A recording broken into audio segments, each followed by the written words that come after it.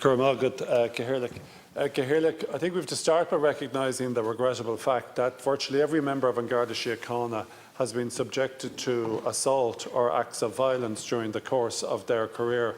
Unfortunately, it is a very common occurrence. I know from speaking to members of An Garda Síochana that frequently, when they're out, particularly in the evening time, the weekends, that they are subjected to assault and violent attacks. I also think it is important that we accept and acknowledge in this House that not every act of assault or act of violence perpetrated against An Garda Síochana results in Garda Síochana initiating compensation claims.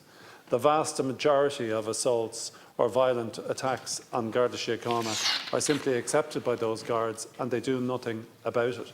They don't go down the route of seeking to secure compensation. But I think we do need to acknowledge that it is a very dangerous job being a member of An Garda Síochana, particularly now. You're subjected to people who've taken drink, have taken drugs, are in a violent condition, and you as a member of An Garda Síochana are forced into the centre of this to try to resolve an issue where there frequently are violent people involved in the centre of it. I also, like other members of this House, welcome the legislation that is being proposed. Obviously, any member of An Garda Síochana who sustains an injury which is maliciously imposed upon them during the course of their work, or even when they're off duty, but it's because of their work, is entitled to compensation. That's the system that is operated to date, but it is correct that we try to update the Garda compensation scheme.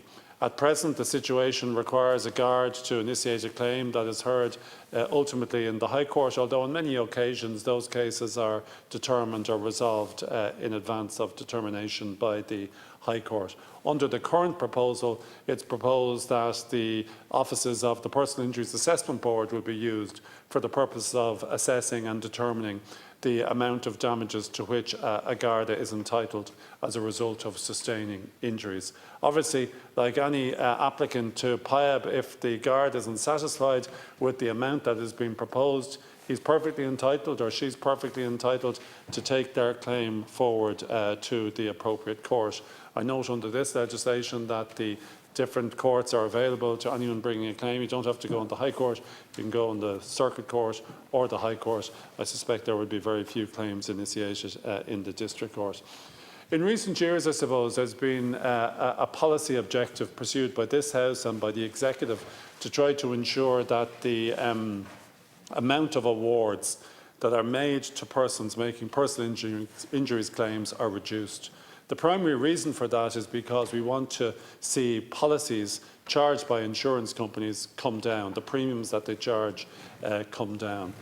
There's obviously no similar corresponding policy objective when it comes to Garda compensation, but there is a requirement, I think, as other speakers have said, to ensure that we do get greater consistency when it comes to awards that are handed out to members of An Garda Síochana for sustaining injuries during the course of their employment.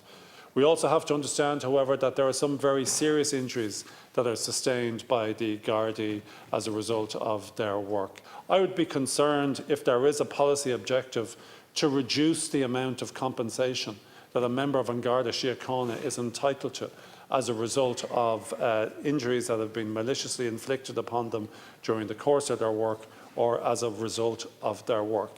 In fact, when you look at the awards that have been made for members of An Garda Síochana who've made the most supreme sacrifice, those whose lives have been lost in the course of duty, I think the awards that have been handed out have not been large enough. Obviously, when a member of An Garda Síochana is killed during the course of duty or is killed as a result of their job, their family are entitled to take a claim, the dependents are entitled to take a claim, and money is paid to the families. I saw recently that one of the unfortunate guards who was recently murdered, that the resultant claim that the family received was in the region, I think, of €1.3 million. My own opinion, I don't think that's enough for the loss of a father, a husband, or indeed a wife and a mother who is a member of An Garda Síochana. Obviously, a huge amount of the calculation depends on a loss of earnings claim, but also a dependency claim. But I do think we need to recognise that if a guard goes out and gives his life or her life during the course of duty, that requires a payment that is significantly in excess of what is ordinarily calculated as being an appropriate amount for a fatal injuries claim. I think we also need to remember the Gardaí who have lost their lives in the course of duty. It's an extraordinary sacrifice, not just for them to make, but for their families to make. And I think of the recent members of Garda Síochana, whether it is Adrian Donoghue, or Tony Golden, or Colm Horkin, who gave their lives defending the community. And of course, there were very many other members of Garda Síochana in the 1970s and the 1980s who gave their lives fighting to protect this country from the unnecessary violence that was being perpetrated in the north of the island. So, Minister, I'm very happy to support the legislation. I think it's important legislation.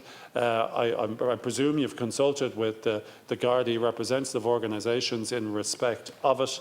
I think it should be enacted promptly, and hopefully we'll be able to find ourselves in a situation where Gardaí don't have to go to court for the purpose of securing the compensation to which they are entitled, but instead they will be given a fair and reasonable offer by the Personal Injuries Assessment Board, taking into account the injuries that they have sustained, but more importantly, taking into account the absolutely essential role they play on behalf of the people of Ireland in defending us every day of the week. Thanks, Garda.